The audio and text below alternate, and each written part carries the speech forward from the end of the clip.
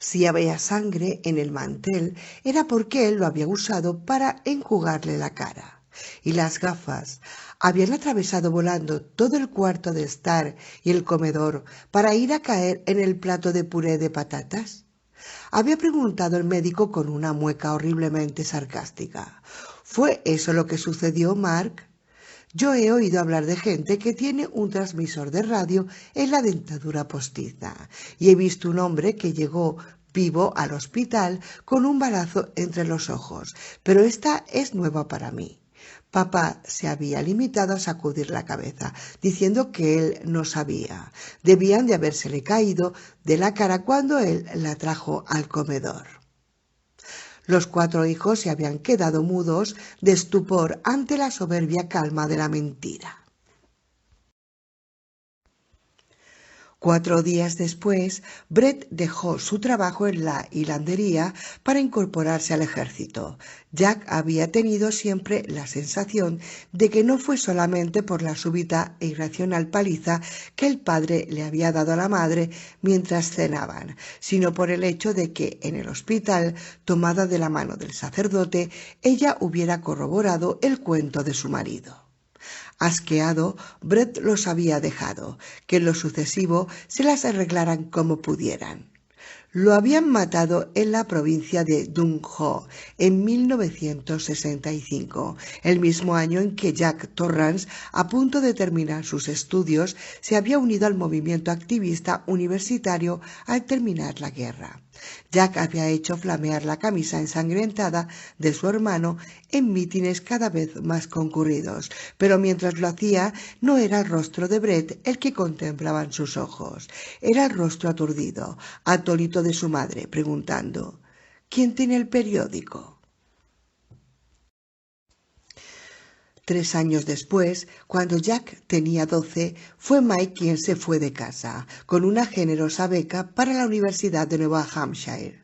Y un año después, el padre murió de un ataque repentino mientras estaba preparando a un paciente para una operación.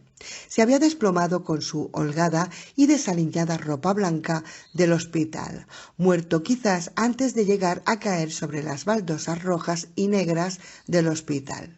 3 días después, el hombre que había dominado la vida de Jackie, el irracional dios fantasma blanco, estaba bajo tierra. En la lápida donde se leía Mark Anthony Torrance, padre amante, Jack había agregado una línea: sabía jugar al ascensor. Habían recibido mucho dinero de seguros. Hay gente que colecciona pólizas de seguro de manera tan apremiante como otros coleccionistas, monedas y sellos, y Mark Torrance había sido uno de ellos. El dinero de los seguros entró al mismo tiempo que se interrumpía el pago de las cuotas y las cuentas de bebidas. Durante 5 años habían sido ricos, casi ricos. En su sueño superficial e intranquilo, su rostro se elevó ante él como un espejo. Era su cara, pero no era. Los grandes ojos y la boca inocente de un niño sentado en el vestíbulo con sus camiones, esperando a su papá, esperando al dios fantasma blanco, esperando que el ascensor se elevara con una velocidad euforizante, embriagadora, a través de la bruma de sal, y se rinde tabernas y bares, esperando tal vez que lo estrellara contra el suelo, haciéndole saltar resortes y ruedecillas de reloj con las orejas mientras su papá rugía de risa y se transformaba en la cara de Denny, tan parecida a la que había sido la suya.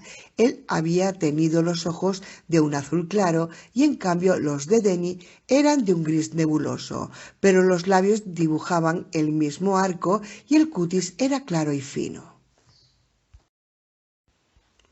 Denny en su estudio, con pañales y todos sus papeles mojados y el tenue olor de la cerveza que subía de ellos, una horrible pasta toda fermentada levantándose en alas de la levadura, el aliento de las tabernas, crujido de hueso, su propia voz maullando ebriamente: Denny. ¿Estás bien, Doc? Oh Dios, Oh Dios, tu pobre bracito. Y esa cara se transformaba en la cara azorada de mamá al levantarse de debajo de la mesa, magullada y sangrante. Y mamá estaba diciendo: de tu padre, repito, un anuncio enormemente importante de tu padre. Por favor, mantén la sintonía inmediatamente, la frecuencia del feliz Jack. Repito, sintonía inmediatamente la frecuencia de la hora feliz. Repito. Disolvencia lenta, voces incorpóreas que le llegaban en ecos como desde un nebuloso corredor interminable. Las cosas siguen obstruyéndome el paso, querido Tommy. Medoc, ¿estás ahí? Otra vez he andado en sueños, amor mío. Lo que temo son los monstruos inhumanos. Discúlpeme, señor Ullman, pero ¿no es este el despacho con sus archivos, el gran escritorio de Ullman, un libro de reservas en blanco para el año próximo, puesto ya en su lugar, se las sabe todas, este Ullman? Todas las llaves pulcramente colgadas de sus ganchos, salvo una, ¿cuál? ¿Qué llave? La maestra. La llave maestra. La llave maestra. ¿Quién tiene la llave maestra? Si fuéramos allá arriba, tal vez lo veríamos. Y el gran radioreceptor transmisor sobre su estante. Jack lo encendió. Descargas, palabras entrecortadas, cambió de banda y recorrió con el dial fragmentos de música, noticias, un sacerdote que sermonea a una congregación quejosa, un parte meteorológico. Pasó otra voz y Jack volvió atrás para sintonizarla. Era la voz de su padre. Mátalo. Tienes que matarlo, Jack, y a ella también, porque un verdadero artista debe sufrir, porque todos los hombres matan lo que aman. Porque estarán siempre conspirando contra ti, intentando retenerte y hundirte. En ese mismo momento, ese hijo tuyo está donde no debería. Desobedeciéndote. Eso es lo que hace, el maldito cachorro. Dale de bastonazos por eso, Jackie. Dale de bastonazos hasta que apenas le quede vida. Bébete un trago, Jackie, hijo mío, y entonces jugaremos al ascensor, y después yo te acompañaré mientras tú le das su medicina. Sé que eres capaz de hacerlo. Vaya si lo eres. Debes matarlo. Tienes que matarlo, Jackie, y a ella también, porque un verdadero artista debe sufrir, porque todos los hombres... La voz de su padre, cada vez más alta, más sonora, convirtiéndose en algo enloquecedor que no tenía nada de humano, algo vociferante, apremiante, enloquecedora, la voz del fantasma Dios, del Dios cerdo, que muerta llegaba hasta él desde la radio y... No, vociferó Jack, tú estás muerto, estás en tu tumba, no estás en mí para nada. Porque él había amputado de sí mismo todo lo que era del padre, y no estaba bien que volviera, que se infiltrara insidiosamente en ese hotel, a 3.200 kilómetros del pueblo de Nueva Inglaterra, donde su padre había vivido y había muerto.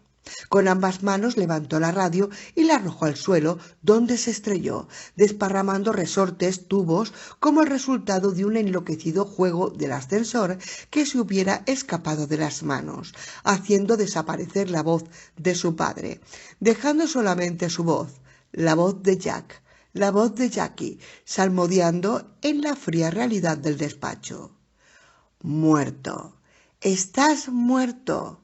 Estás muerto. Y el ruido súbito de los pies de Wendy golpeando el suelo por encima de su cabeza y la voz sobrecogida, asustada de Wendy. Jack, Jack. Se quedó inmóvil, mirando estúpidamente la radio hecha pedazos. Ahora no tenían otro vínculo con el resto del mundo que el vehículo para nieve que estaba en el cobertizo de las herramientas.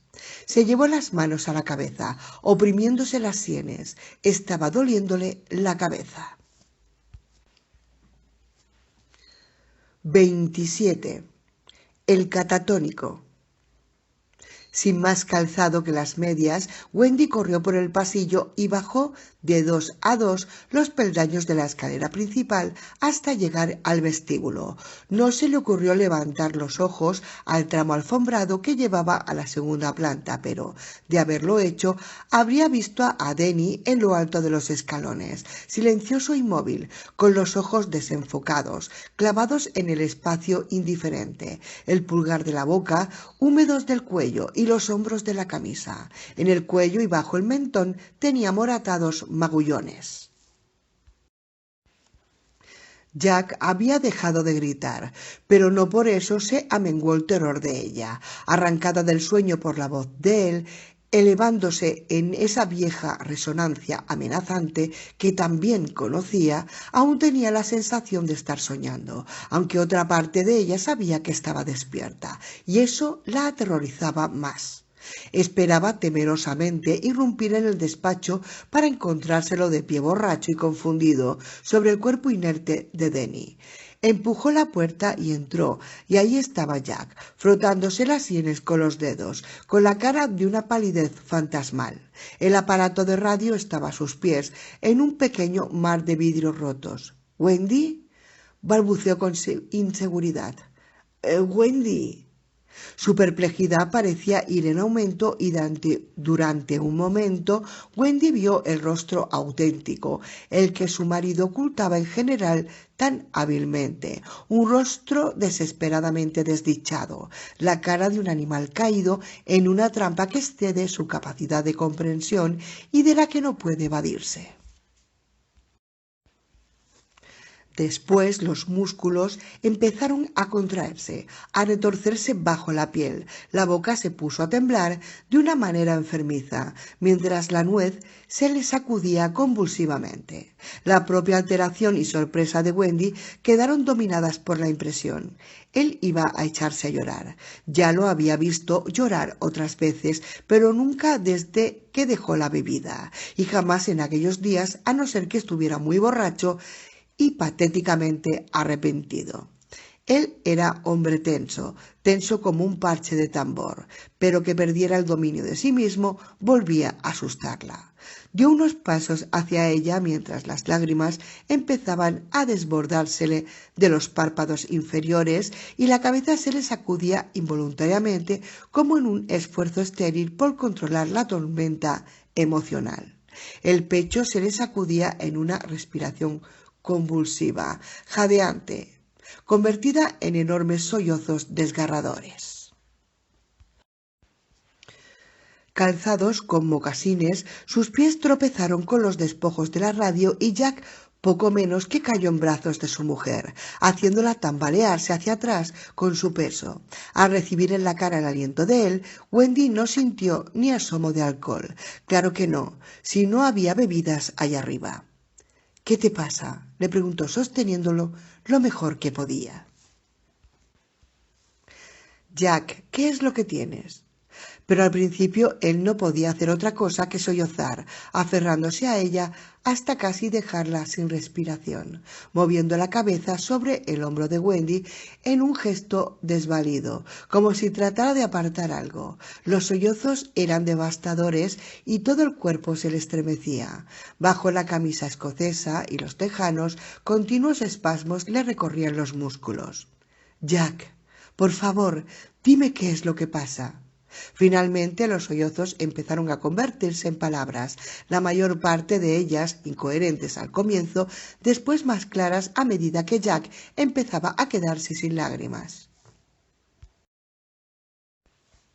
Sueño. Me imagino que fue un sueño, pero era tan real. Era mi madre que decía que papá iba a hablar por radio y yo... Él me decía que... no sé, pero me gritaba. Y entonces rompí la radio para hacerlo callar. Para hacerlo callar. Está muerto. No quiero ni siquiera soñar con él. Está muerto. Dios mío, Wendy, Dios mío. Jamás había tenido una pesadilla semejante, ni quiero volver a tenerla. Cristo, qué espantoso. ¿Te quedaste dormido aquí, en el despacho? No, aquí no. Abajo. Ahora empezaba a enderezarse un poco, liberando a Wendy de parte de su peso, y el movimiento de la cabeza de atrás hacia adelante empezó a hacerse más lento, hasta que se detuvo. Estaba mirando esos papeles viejos, sentado en una silla que encontré allí.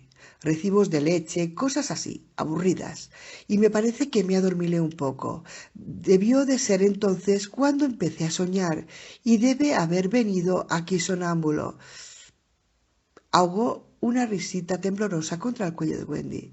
Otra cosa que es la primera vez. ¿Dónde está Denny, Jack? No sé, ¿no está contigo? ¿No estaba contigo en el sótano? Jack miró por encima del hombro. Ante lo que vio era la expresión de ella. El rostro se le puso tenso. Jamás dejarás que me olvide de eso, ¿no es cierto, Wendy? Jack. ¿Jack qué? Preguntó vehemente y se puso en pie de un salto. ¿O vas a negar que es eso lo que estás pensando? ¿Que yo lo lastimé? ¿Que si lo lastimé antes, bien, puedo volverlo a lastimar? Quiero saber dónde está y nada más. Pues sigue vociferando hasta que te quedes ronca, que así vas a arreglar mucho las cosas. Wendy se dio la vuelta y salió. Jack la miró alejarse, inmovilizado durante un momento, sosteniendo en la mano un secante cubierto de fragmentos de vidrio. Después lo dejó caer en el cesto de los papeles. Salió tras de Wendy y la alcanzó justo al mostrador del vestíbulo. Apoyándole las manos en los hombros, la obligó a darse la vuelta. La expresión de ella era cautelosa. Wendy, lo siento, fue ese sueño que me dejó mal. ¿Me perdonas? Claro, respondió ella, sin cambiar de expresión. Rígidos, sus hombros se le escurrieron debajo de las manos. Desde la mitad del vestíbulo empezó a llamar. «Doc, Doc, ¿dónde estás?» El silencio volvió a cerrarse. Wendy fue hacia la doble puerta del vestíbulo, la abrió y salió a la senda que Jack había abierto en la nieve. Parecía una trinchera. La nieve, a través de la cual pasaba la senda, le llegaba casi a los hombros. Cuando volvió a llamar, su aliento era un vapor blanco. Al volver, ya empezaba a parecer asustada. ¿Estás segura de que no está durmiendo en su cuarto?, preguntó razonablemente Jack, dominando su irritación con ella. Ya te dije que andaba jugando por ahí mientras yo hacía punto. Yo alcanzaba a oír que estaba abajo. ¿Y te quedaste dormida? ¿Y eso? ¿Y eso qué tiene que ver? Sí. ¿Denny? Pero ahora, cuando bajaste, ¿miraste en su habitación? Balbuceó Wendy. Jack hizo un gesto afirmativo. En realidad no lo pensé. Sin esperarla, él empezó a subir la escalera. Wendy lo siguió a medias corriendo, pero él subía de dos en dos los escalones. Wendy estuvo a punto de chocar con él cuando Jack se detuvo bruscamente en el descansillo de la primera planta y se quedó inmóvil, mirando hacia arriba, con los ojos muy abiertos. ¿Qué? Empezó a preguntar Wendy y siguió la mirada de él. Denny aún estaba allí, inmóvil, con los ojos ausentes, chupándose el pulgar. La luz de la araña eléctrica del pasillo destacaba cruelmente las marcas del cuello. ¡Denny! La voz de Wendy fue un alarido. El grito rompió la parálisis de Jack y los dos juntos se precipitaron escaleras arriba, hacia donde estaba el chico. Wendy se arrojó de rodillas junto a él y lo tomó en brazos. Denny la dejó caer, pero sin devolverle el brazo. Era como estrechar un palo acolchado, y Wendy sintió en la boca el gusto dulzón del horror. Denny no hacía más que chuparse el pulgar y clavar los ojos, inexpresivos e indiferentes, en el hueco de la escalera, más allá de donde estaban sus padres. «Denny, ¿qué pasó?», interrogó Jack mientras tendía la mano para tocar el hinchado cuello del niño. «¿Quién te hizo semejante...?» «¡Tú no lo toques!», exclamó Wendy, sibilante. Cogió a Denny en los brazos, lo levantó y ya había retrocedido la mitad de los escalones antes de que Jack alcanzara a levantarse, confundido. «¿Qué? Wendy, ¿qué demonios estás...?» Tú no lo toques. Si vuelves a ponerle las manos encima, te mataré. Wendy, eres repugnante. Giró sobre sí misma y bajó corriendo los escalones que la separaban de la primera planta, la cabeza del chico balanceándose con sus movimientos. El pulgar seguía firmemente alojado en su boca. Los ojos eran de dos ventanas enjabonadas. Al pie de la escalera, Wendy torció hacia la derecha y Jack sintió cómo sus pies se alejaban. Después, el golpe de la puerta del dormitorio, el cerrojo al correrse, la llave en la cerradura, breve silencio. Después sofocado el murmullo suave de una voz que consuela. Se quedó ahí durante un tiempo incalculable, literalmente paralizado por todo lo que había sucedido en tan breve tiempo. El sueño seguía estando con él, imprimiéndole a todo un matiz levemente irreal. Era como si se hubiera tomado una dosis muy leve de mescalina. Tal vez él habría lastimado a Denny, como pensaba Wendy. ¿Habría intentado estrangular a su hijo por indicación de su padre? No, él jamás le haría daño a Denny. Se cayó por las escaleras, doctor. Ahora, jamás le haría daño a Denny. ¿Cómo podía yo saber que la bomba no funcionaba? Jamás en su vida había sido deliberadamente agresivo cuando estaba sobrio. Salvo cuando estuviste a punto de matar a George Hatfield. No, gimió en la oscuridad, y con ambos puños empezó a golpearse las piernas, una vez y otra más. Wendy estaba sentada junto a la ventana, en el sillón tapizado, con Denny en el regazo, meciéndolo, cantándole las viejas palabras sin sentido que uno jamás recuerda después. No importa cómo se resuelva la cosa. El chico se le había aflojado sobre el regazo sin protesta y sin alegría, como si fuera un dibujo recortado de sí mismo, sin que sus ojos se movieran siquiera hacia la puerta, cuando afuera, en el vestíbulo, se oyó a Jack que gritaba ¡No! En la cabeza de Wendy la confusión se había atenuado un poco, pero ahora descubrió que tras ella se ocultaba algo peor, el pánico. Jack era el que había hecho eso. Ella no lo dudaba.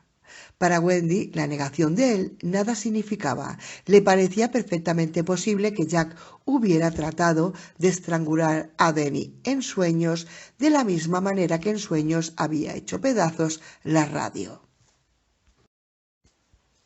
Sufría algún colapso o algo así, pero ella, ¿qué podía hacer? Imposible quedarse allí encerrados. Tendrían que comer. En realidad, la cuestión era solamente una, mentalmente formulada con frialdad y el pragmatismo más absolutos, con la voz de su maternidad, una voz fría y desapasionada que se apartaba del círculo cerrado entre madre e hijo para apuntar hacia afuera, hacia Jack.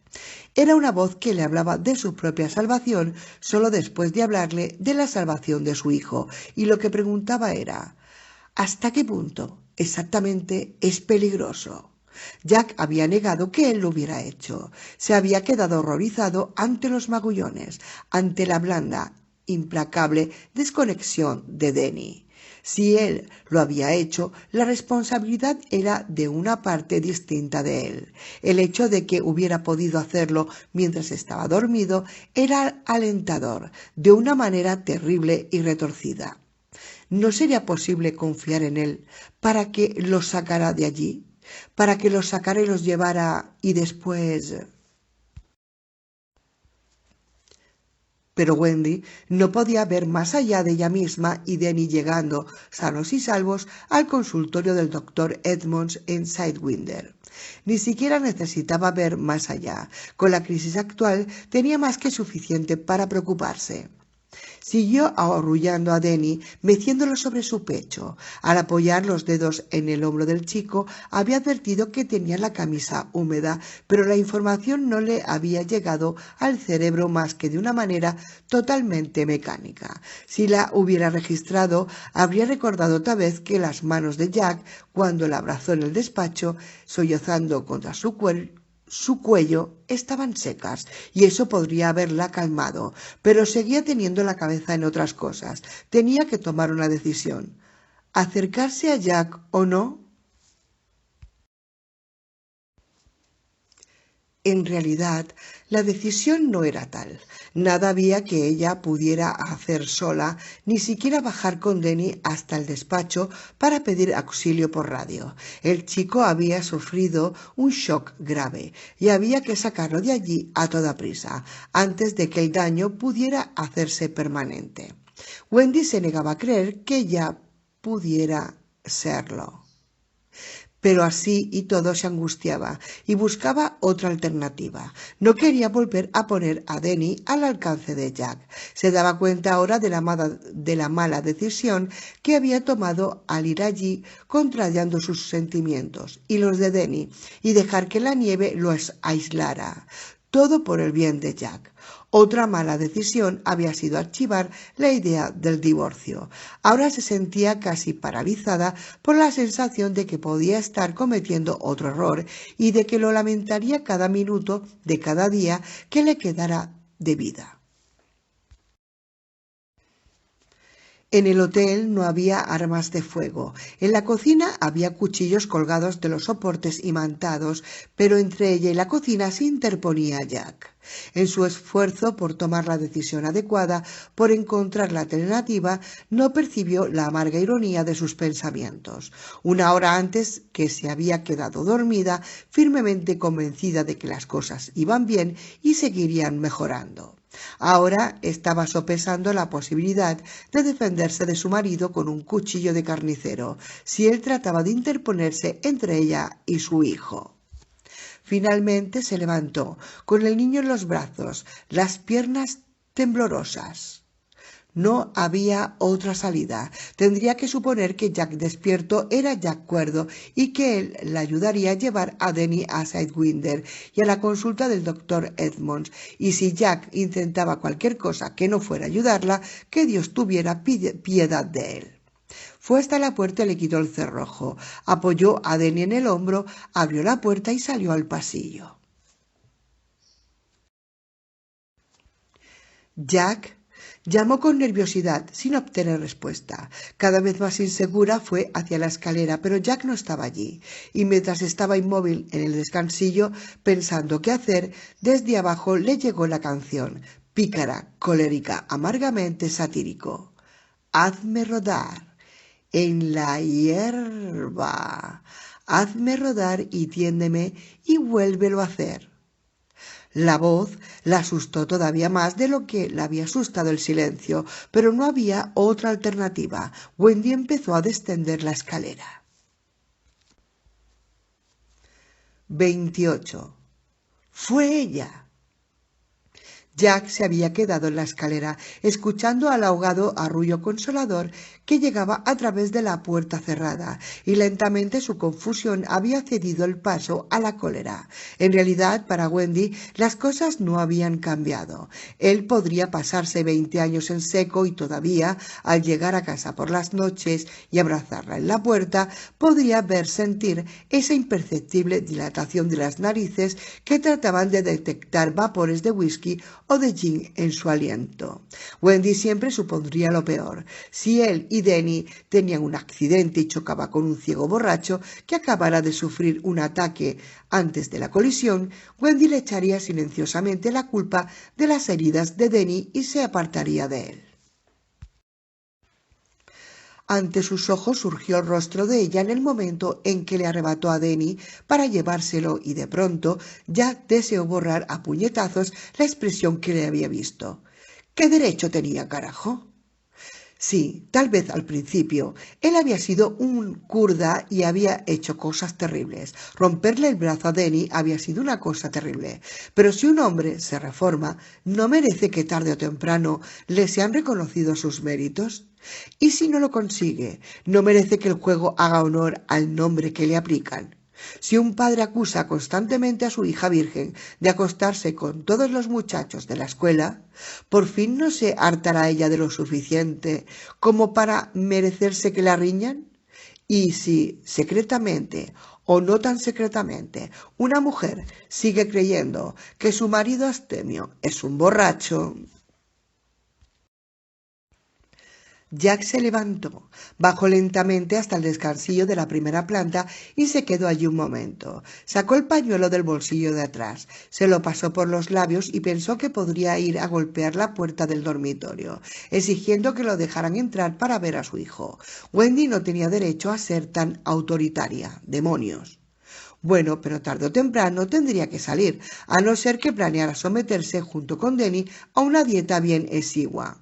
Al pensarlo, una mueca desagradable le crispó los labios. Que viniera ella, en su momento. Bajó a la planta baja y durante un momento se quedó con aire incierto junto al mostrador del vehículo, pues después tomó hacia la derecha, entró en el comedor y se quedó en la puerta. Las mesas vacías, con los manteles de hilo blanco implacablemente cubiertos por el plástico transparente, brillaban como si estuvieran llamándolo. Ahora todo estaba desierto, pero la cena se servirá a las 8, desenmascaramiento y baile a medianoche. Momentáneamente olvidado de su mujer y de su hijo, olvidado del sueño, de la radio destrozada, de los magullones, Jack se paseó entre las mesas. Pasó los dedos sobre las pegajosas cubiertas de plástico, tratando de imaginarse lo que debía de haber sido esa calurosa noche de agosto de 1945. Recién ganada la guerra, abierto hacia adelante el futuro, nuevo y abigarrado como un país de sueños. Las alegres linternas japonesas de papel multicolor pendían todo a lo largo de la pasarela circular. Una luz dorada entraba por las ventanas que entonces no estaban tapiadas por los ventisqueros de nieve. Hombres y mujeres vestidos de noche, aquí una princesa resplandeciente, más allá un caballero de botas altas, por todas partes conversaciones no menos chispeantes que las joyas, el baile, la pródiga abundancia de bebidas, primero vino y después cócteles y después, quizá, mezclas más fuertes, el nivel de la conversación más y más alto, hasta que de la plataforma de la orquesta partía regocijante el grito esperado de «¡Quitarse las máscaras! ¡Quitarse las máscaras!». Y la muerte roja dominaba. Se encontró de pronto al lado del otro comedor, a punto de atravesar la estilizada doble puerta del Salón Colorado, donde aquella noche de 1945 las bebidas debían de haber sido gratuitas. «Acérquense al bar, señores, que la casa invita». Pasó por la doble puerta y se adentró en la honda penumbra del bar, y entonces sucedió algo extraño. Jack había estado allí una vez para cortejar el inventario que le había dejado Ullman y sabía que en el lugar no había una sola gota de alcohol. Los estantes estaban completamente vacíos, pero ahora, turbiamente iluminados por la luz que llegaba desde el comedor, tampoco muy bien iluminado, ya que la nieve bloqueaba las ventanas, le pareció ver hileras y más hileras de botellas que titilaban silenciosamente detrás del bar, y sifones, y hasta la cerveza que goteaba de las espitas de los 3 barriles relucientes.